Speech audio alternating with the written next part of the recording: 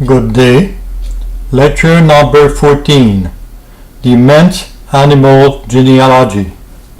In retrospect, like amphibian benefits of two life, an aquatic and a terrestrial life, likewise man grants two life, an animal and a human life. In the preceding lectures, we drew a sketch of man's genealogy. The universe, lecture number 1. Men, lecture number 3. Vegetable, lecture number 11. The animal, lecture 12. And finally, the primate, lecture number 13. Now time has come to study deeply man's animal genealogy. Someone said, if you couldn't beat him, jaunt him. By the acquisition of intellectual new skills, man established his pedigree of human. However, as he couldn't beat nor replace the primate animal nature, he journeyed. From there on, a new species was born, a primate, and a human. The mineral. I think, then I am, said Descartes. The quintessence of life is activity. Consequently, where life is, so is activity, and where activity is, so is life. Therefore, life couldn't be without activity, and activity couldn't be either without life. That's why nothingness doesn't exist, because nothingness doesn't perform any activity, and therefore has no life. Since mineral exists, and any existence has life, and life's essence is activity, consequently, the mineral is life and activity. Mineral is eternal by existence and mutable by activity. That's how Aristotle understood it when he said, the matter is eternal, solely its form has been created. Let have it modify, broken, mash, or merge, the mineral is and always remains mineral. The mineral gained full maturity, for it always lived in harmony with nature. The vegetable. The vegetable inherited from the mineral's life. So, the vegetable is life and action. That we could either be a plant, an animal, or a human. We all are born from biologic parents or germs.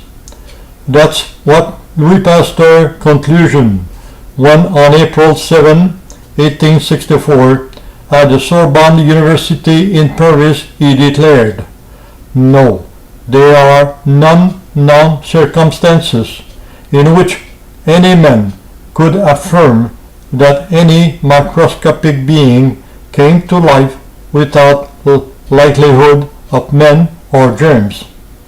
What Pasteur then assumed is that life could only come from life.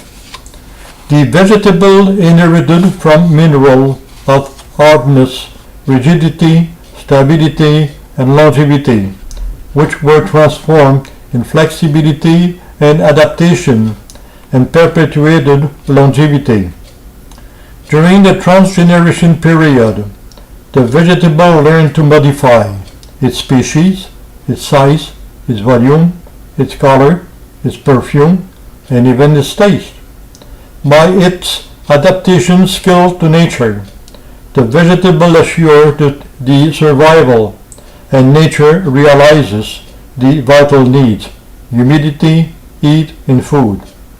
Moreover, in order to assure the survival of species, nature invested it with new vital processes such as breathing, feeding, digesting, distributing of energy, eliminating, protecting, and procreating.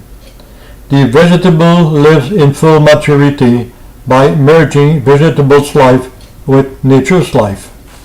The animal. Life is an eternal beginning, said Socrates. An obstacle in a riverbed forces water to branch off, to change direction. Likewise, in his genealogy, when something reaches its fullness, this success becomes an obstacle to life's activity, as no one could fill over the fullness. Then the activity that couldn't stop must change direction. When the vegetable reached its fullness, the evolvable activity had to change direction to elaborate its successor, the animal.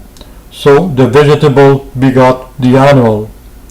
The animal inherited from the vegetable the 7 vital processes: breathing, feeding, digesting, distributing of energy, eliminating, protecting, and procreating.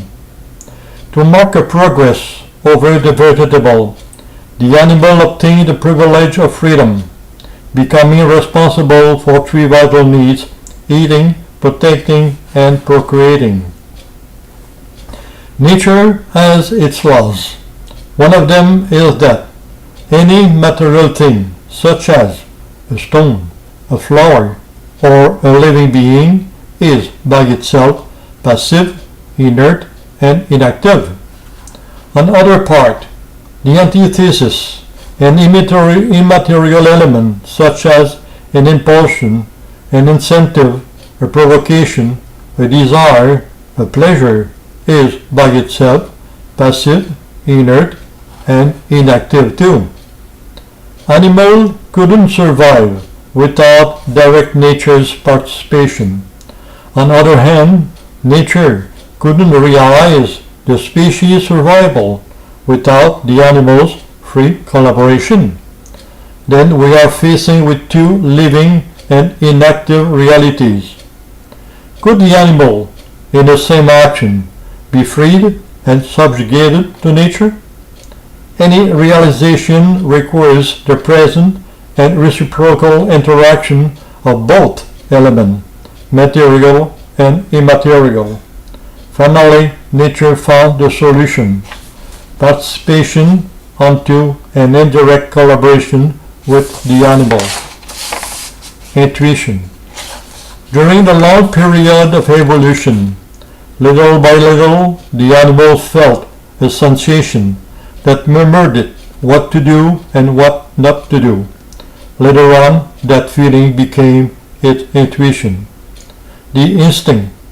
In order to allow the animal to conquer that coveted freedom, nature assists it indirectly by the intermediary of a substitute and instinct.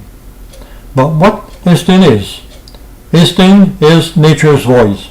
That's why we say that instinct is nature's substitute. For animal which doesn't think, that voice assists it as an impulsion, an incentive, a provocation, a desire, a pleasure, a stimulus. Alexis Carrel would say that stimulus is the physical cause of all excitation. Nevertheless, intuition and instinct are not sufficient to assure the species' survival. To answer to 3 vital needs, eating, protecting, and procreating, the animal benefits of 3 natural interventions. 1. A signal for a vital need. 2. The physiologic preparation. 3. The emergence of an incentive provoked by the instinct. The need of eating. The absorbed food is transformed into glucose, which is energy. That glucose is poured into blood and irrigates any single cell of the entire body. When that blood passes through hypothalamus, that cervical gland detects any lack of glucose and then sends signal for the need of eating. So, the oral and salivary gland pour into the oral cavity a surplus of saliva, whereas in the stomach, other glands of digestion system secrete gastric sugar and enzyme to prepare the digestive tube for receiving in the food bowl. In spite of message and preparation, the animal by nature remains passive. Then the instinct provokes the dynamic activity by the emergence of an incentive. When the animal is fed up, the hypothalamus ceases to send message, and the animal, freed of message, ceases to eat. The need for protection. By nature, the animal is possessive and domineering. Any aggression creates a stress, and that stress sends a message to get ready, to run away, or to fight. Answering to stress, the adrenal glands produce adrenaline. That action is followed with a blood pressure rising, a breath quickening, a digestive and elimination system lessening, a muscle contraction augmenting, a sweating activating, a pilosity bristling, a blood glucose rate intensification, and finally a cell metabolism simulation. Thereafter, the instinct provokes the dynamic incentive for action. When the aggression is over, the stress vanishes, so the message. Then without message, the animal remains quiet. The need for procreating. The mating period is determined by the female, which responds to nature's call. Male receives signal through the female behavior, and by olfactory signal the pheromone that she releases from her group. At the mating moment, each partner benefits of physiologic preparation, which, strange enough, are the same as to answer to the need for protecting.